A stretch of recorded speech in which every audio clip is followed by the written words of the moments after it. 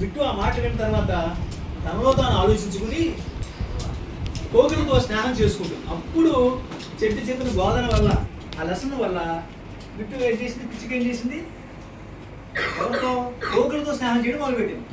కోకిలతో ఎందుకు వచ్చిన గొడవ, కోకిలతో నా గొడవ ఎందుకు, కుహు కుహటి నేను కుహు కుహటి సత్తా తీరిపోద్ది కదా, ఏకలు పడితే తీసేసుకుని పారేసుకోవచ్చు కదా, ఏమవుతుంది పెద్ద ఏకలు పడితే రెండు ఏకలు తీసేస్తే అయిపోతుంది కదా, దానికోసం ఇంత రాజధాని ఎందుకు దానికి అర్థమైంది.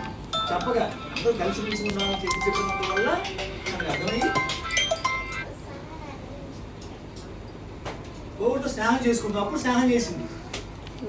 కోకిల మధురమైన పాటలను ఆస్వాదించసాగింది. చక్కగా పువ్వు అని పాట పాడుతుంటే ఇది కూడా ఆహా భలే పాడుతుంది. అప్పుడు అనుకుంటున్నాం, దాని మనసు మారింది.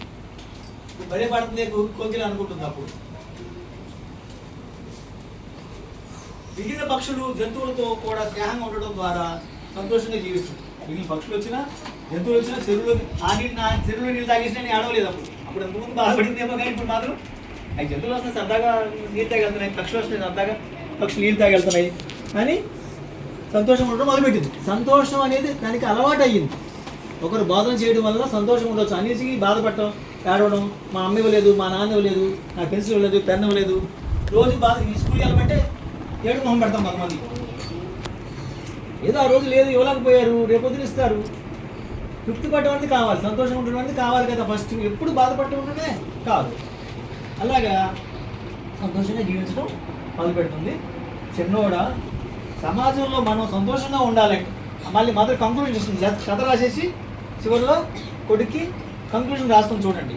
సమాజంలో మనం సంతోషంగా ఉండాలంటే చిన్న చిన్న విషయాలకు అసంతృప్తి చెందకుండా, ప్రతి చిన్నదానికి అసంతృప్తే అదేం పడిపోయిందా అది కష్టమా, కువ్వ అందా అది కష్టమా, అది కష్టాలా, ప్రతి చిన్నదానికి కష్టమని అనుకోకండి, అది అసంతృప్తిగా పెట్టుకోకండి. మీరు ప్రతి చిన్న విషయం అసంతృప్తి ఎందుకు, సరే చిన్న చిన్న విషయాలకి అంత ఇబ్బంది పట్టవలసిన అవసరం ఏముంది చెప్పండి.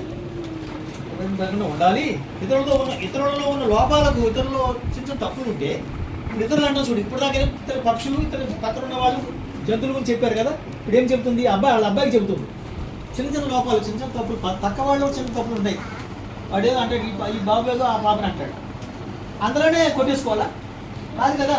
చిన్న విషయానికే ఎందుకు అన్నాడని, లేకపోతే కోపం ఎందుకు వచ్చింది అనేది అర్థం చేసుకోవాలి కదా.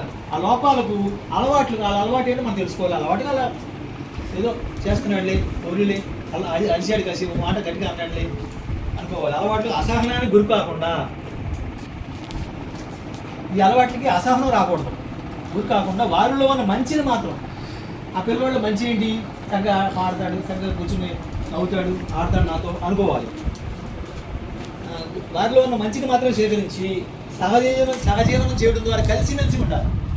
పక్కన వాడు మనం కూడా కలిసిమెలిసి ఉండాలి. కానీ మాటికి గొడవ పెట్టుకోకూడదు కదా. దాని సంతోషంగా ఉండగలము, అలా అయితే సంతోషంగా ఉండగలము, అర్థం చేసుకుని ఒకరినొకరు అర్థం చేసుకుని సంతోషంగా ఉండగలము. అలా ఉంటావు కదూ అని కథ కంప్లీట్ చేసి తల్లి ప్రేమతో అమ్మ అని రాసింది. ఈ కథలో మారో ఎవరు చెప్తారో చేయొద్దండి.